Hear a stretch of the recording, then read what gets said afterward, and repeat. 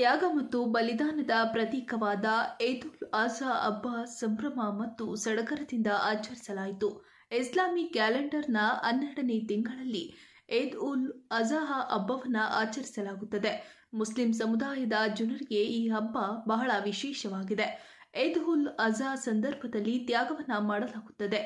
ಆದ್ದರಿಂದ ಈ ಹಬ್ಬವನ್ನು ಬಕ್ರೀದ್ ಎಂದು ಕೂಡ ಕರೆಯುತ್ತಾರೆ.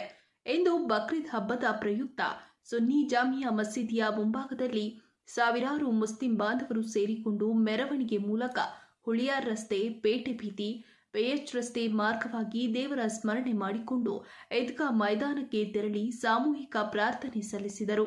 ನಂತರ ಸುನ್ನಿ ಜಾಮಿಯಾ ಮಸೀದಿಯ ಧರ್ಮ ಗುರುಗಳಾದ ಮೌಲಾನಾ ರಿಜ್ವಾನ್ ಖಾದ್ರಿರವರು ಬಕ್ರೀದ್ ಹಬ್ಬದ ವಿಶೇಷತೆ ಬಗ್ಗೆ ತಿಳಿಸಿದರು. ಹಾಗೂ ಪ್ರವಾದಿಗಳಲ್ಲಿ ಒಬ್ಬರಾದ ಪ್ರವಾದಿ ಇಬ್ರಾಹಿಂರು ತಮ್ಮ ಮಗನಾದ ಇಸ್ಮಾಯಿಲ್ ರವರನ್ನ ಸೃಷ್ಟಿಕರ್ತ ಅಲ್ಲಾಹನಿಗೆ ಬಲಿ ಕೊಡಲು ಮುಂದಾದ ದಿನವನ್ನ ಈದ್ ಉಲ್ ಅಜಾ ಬಕ್ರೀದ್ ಎನ್ನಲಾಗುತ್ತದೆ ಎಂದು ತಿಳಿಸಿದರು. ಇದೇ ವೇಳೆ ನಾಡಿನ ಜನತೆಯ ಕಷ್ಟ ದೋಷಗಳನ್ನು ಹೋಗಲಾಡಿಸಲು ಮತ್ತು ಅನಾರೋಗ್ಯ ಪೀಡಿತ ಜನತೆಗೆ ಶೀಘ್ರವಾಗಿ ಗುಣವಾಗಲಿ ಎಂಬುದಾಗಿ ಸಾಮೂಹಿಕವಾಗಿ ದೇವರಲ್ಲಿ ಪ್ರಾರ್ಥನೆ ಸಲ್ಲಿಸಿದರು. ಈ ಸಂದರ್ಭದಲ್ಲಿ ಎಲ್ಲ ಮಸೀದಿಯ ಧರ್ಮ ಗುರುಗಳು ಉಪಸ್ಥಿತರಿದ್ದರು.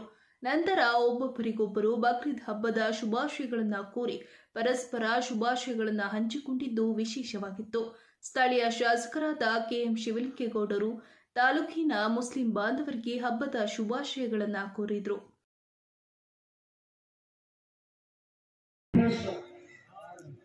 कुर्बानी पेश करो।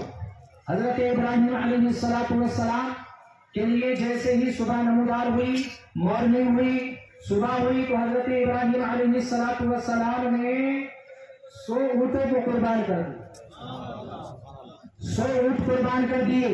अभी वजाहत नहीं हो रही है, अभी खुलासा नहीं हो रहा है कुर्बानी देना क्या है, कौन सी कुर्बानी देना है। हजरत इब्राहिम अलैहिस्सलाम के लिए फिर रात आ जाती है, रात में फिर आप आराम फरमा लेते हैं। आराम फरमाने के बाद हजरत इब्राहिम अलैहिस्सलाम को तारीख के मुताबिक, जो मैंने अभी ताजा पढ़ करके तारीख में आपको पहुंचा रहा हूं, दूसरी रात को हजरत मोहतरम एक फरिश्ता फिर आ जाता है और वो कहता है कि अल्लाह तुमसे कुर्बानी चाहता है, कुर्बानी चाहता है, कुर्बानी चाहता है। कई मर्तबा तकरार की, मलाइका ने, फरिश्ते ने वो भी 200 ऊँटों की कुर्बानी पेश कर दी।